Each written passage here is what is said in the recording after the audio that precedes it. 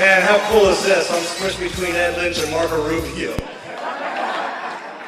You know, when you have a future congressman and a future senator in your midst, you just get goosebumpy.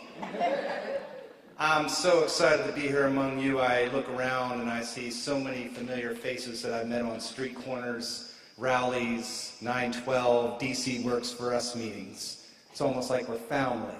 You know, the silent majority. So I have a little quiz, I have a little test for you tonight. I want to know how silent you really are. So I'm going to ask you to join me in unison and say those three words, God bless America, and as loud and as proud as you can. Are you ready?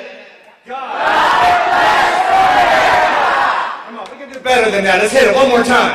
God bless America! There, I think they heard you in D.C. now, but they might rename you next year. I don't think you're going to be the silent majority anymore. As I mentioned, I was out of town last week. But when I got back, I was flipping through the channels, catching up on the news, and I heard something just on Thursday I thought I'd never, ever hear in my entire life. I heard the Speaker of the House, my best friend Nancy Pelosi, say something that was pro-American, pro-business, and pro-job. Serious?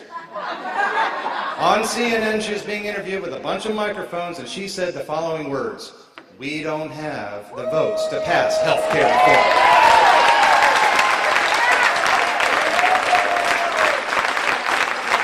You did that. The silent majority did that. Now, they didn't hear you in August at all those town hall meetings. They certainly didn't pay attention to the elections in November, but they got the message in Massachusetts last week.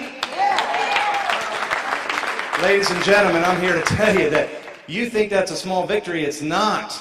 And it ain't over yet. You see, we know who supported it. We know who voted for it. We know who ignored you, the constituents, and listened to their party leaders and voted just for the influence.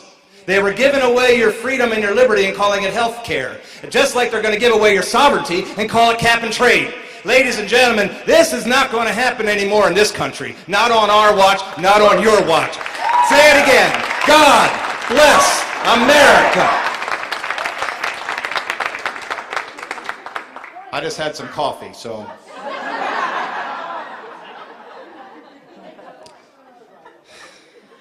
This past 10 days have been the longest week of my life. It started when I received a phone call from my pastor Tuesday a week ago that there was a quake in Haiti. For the last 3 years, my church has also worked with a local synagogue, Temple Bethel, to heed the call to the AIDS epidemic internationally. And we thought, what better place to start than in our own hemisphere, and we chose Haiti. You see, due to the lack of education in that country and the lack of understanding of what HIV really is, children, by no fault of their own, that are inflicted by that awful, awful disease are typically the scourge of that society, if you could even believe that there's a scourge of that society. And they're typically treated much like the lepers were in biblical times. They don't qualify for orphanages, and they're typically sold to slavery. We, as a joint venture, established orphanages specifically for HIV-positive children, and after the news of the quake, we were concerned as to their well-being. We went down to Haiti not because somebody told us you will go down, but rather we went down there because we answered the call, will you go down there? And that's a defining issue with this country.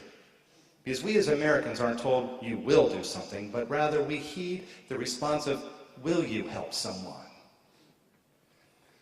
Well, hours turned into days, and we hadn't heard anything until I got a call from my friend Ed Lynch. He says, I'm putting together a flight. We're going to fill it with doctors and nurses and medical situation and equipment, and I know you're worried about your people. Do you want to come along? I said, absolutely. I packed my bag with as many supplies as I could put clothes on my back, put cash in my pocket, and off I went. We landed too late on that Sunday night for me to hook up with my people. It was too dangerous. So we made the decision to hang with the doctors and the nurses, and that decision is what changed my life.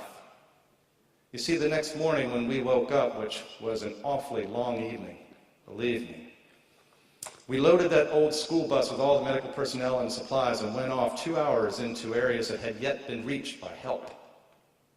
As driving in those roads, only about 2 or 3 miles an hour over the hills and dales and into crevices and such, you could see the devastation, but you could also feel the despair. You could smell the death. And you could hear the cries of pain and despair. But it was more than that. I also witnessed the beauty of life. I witnessed the resilience of the human spirit. I saw strangers helping strangers that left their families behind just to lend a hand because people were in need. Not because somebody said you will, but rather, will you? Each morning we woke to song. It was in Creole, a foreign tongue to me, but it was common in spirit because every song ended in amen. And as we loaded those buses every morning, Ed gave me this. And this became much more than just a bandana to keep the dust out of my mouth. It became a tourniquet, a washcloth, but more importantly, it became a symbol of hope.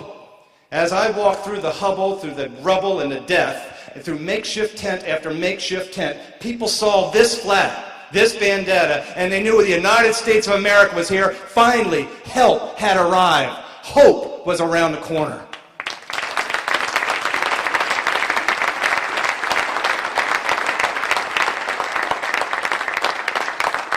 I was humbled at the souls of the folks that I met. When we went back to the airport, the airstrip only had room for 9 planes. 7 of them had the United States Air Force and its flag on their tail. As I looked out on a grassy knoll in between the actual runway and where the planes were parked, there was a group of 6 men that sat out there 24/7, had this flag on their shoulders. They were the traffic controllers on a card table. We were bringing in supplies left and right. We, the United States of America, this flag, your country, is saving lives in Haiti. And we don't need the UN. America's doing just fine. No apology tour needed.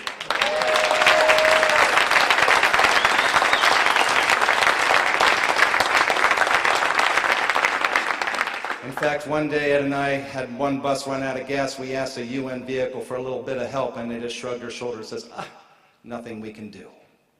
Ladies and gentlemen, you have to stand tall. You have to stand tall and be proud of your country. So I'm going to ask you one more time in unison.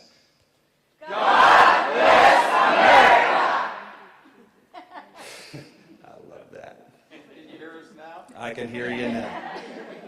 Ladies and gentlemen, living down in Haiti for the last few days, I have really come to know what Thomas Paine meant when he said that these are the times that try men's souls. I'm telling you here, and I'm telling you as sure as I'm standing here, that this country is no sunshine patriot, and neither are you. That's why you're here tonight, to effect some serious change, because this country is going down the wrong track. You see, it's folks like you, the conservative Republican or conservative independent, the conservative patriotic American that wants to rebuild and rekindle the sword of true representation. And it's meetings like this, it's gatherings like this in every rally that's actually tempering that sword each time with a hammer strike, sharpening it so people like Ed Lynch, Mr. Portier, Santerique, Marco Rubio can go to Washington, D.C. and carve away at all the corruption and all the political agenda that's put a black shroud over our Constitution. I'm saying enough's enough today, and I'm saying enough's enough tomorrow. We have got to win in 2010.